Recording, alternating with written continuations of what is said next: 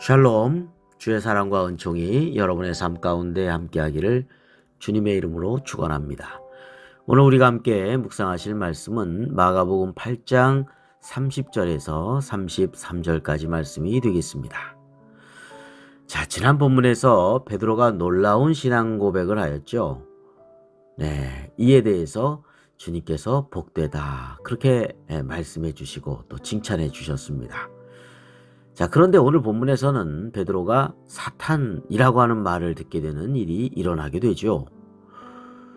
자, 주님께서 제자들에게 이제 십자가의 고난과 죽으심 그리고 사흘 만에 다시 부활하심에 대해서 처음으로 말씀을 하셨습니다. 이에 베드로가 주님이 죽는다, 고난받는다에 대해서 붙잡고 막 항변합니다. 그러시면 안 됩니다. 그러시면 안 됩니다. 이렇게 항변했겠죠.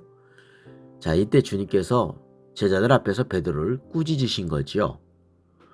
사탄아, 내 뒤로 물러가라.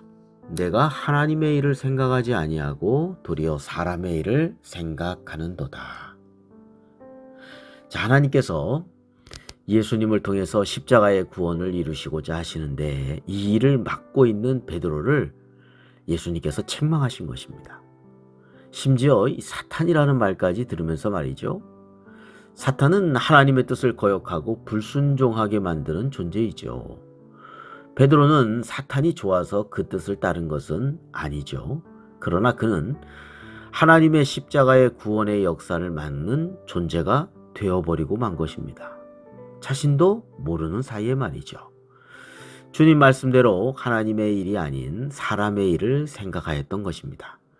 예수님을 너무나 사랑해서 이후에 보면 인정에 이끌려서 그 십자가의 그 죽으심의 길을 막고자 하였던 것을 볼 수 있습니다. 자, 그러나 이는 예수님의 사명의 길을 막는 것이었고 하나님의 사랑의 구원의 역사를 대적하는 모습이 되었던 것이죠. 오늘 우리는 베드로의 모습을 보면서 인간의 연약함을 보게 됩니다. 인간의 어리석음을 보게 됩니다. 예수님을 살아계신 하나님의 아들이시오 또 구원이시고 그리스도이십니다. 이렇게 고백하면서 복되다고 칭찬받았던 이 베드로가 바로 그 인간의 인정에 얽매여서 십자가의 구원의 길을 막는 존재로 사탄이라고까지 책망을 받고 있으니 말입니다.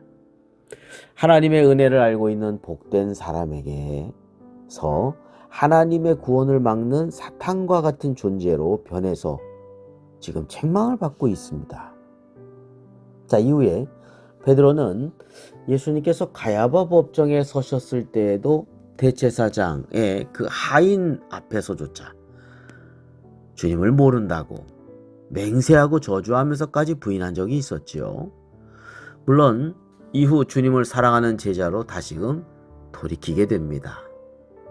주님께서는 이렇게 시험에 넘어지는 연약한 제자 베드로를 위해서 기도하셨습니다. 누가복음 22장 31절에서 34절에 이렇게 말씀하고 있습니다. 시몬아 시몬아, 베드로를 가리키는 것이죠.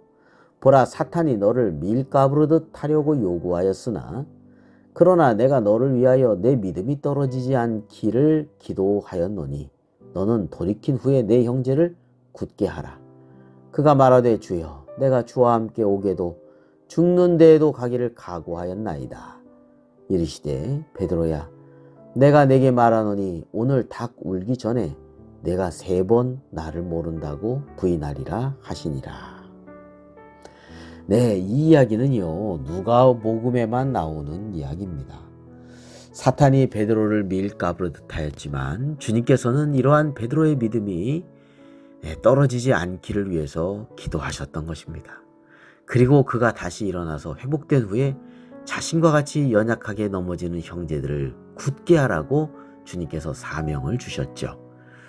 우리도 베드로와 같이 넘어지기 쉬운 존재들입니다.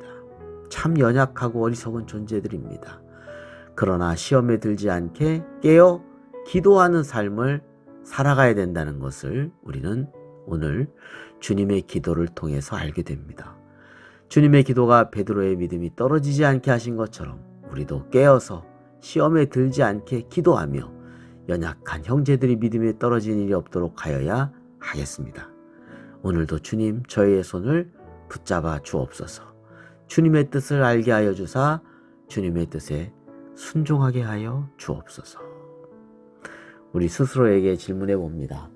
내 삶이 나도 모르게 주님의 뜻을 거역하고 있지는 않은지 되돌아보아야 되겠습니다. 나는 진정 주님의 뜻을 생각하면서 살아가고 있습니까? 기도드리겠습니다. 거룩하신 하나님 아버지, 저희들의 연약함을 고백합니다. 저희들의 마음과 생각이 주님의 뜻에 거역하는 일이 없도록 인도하여 주옵소서. 저희들은 참으로 어리석습니다. 저희들은 생각이 좁고 또 생각이 짧습니다. 저희들을 붙잡아 주시고 주님의 뜻을 알도록 저희들의 믿음의 시야가 넓어지게 하여 주옵소서. 주님의 뜻에 순종함으로 주님께 기쁨이 되는 삶이 되게 하여 주옵소서. 우리 구주 예수 그리스도의 이름으로 기도드립니다. 아멘.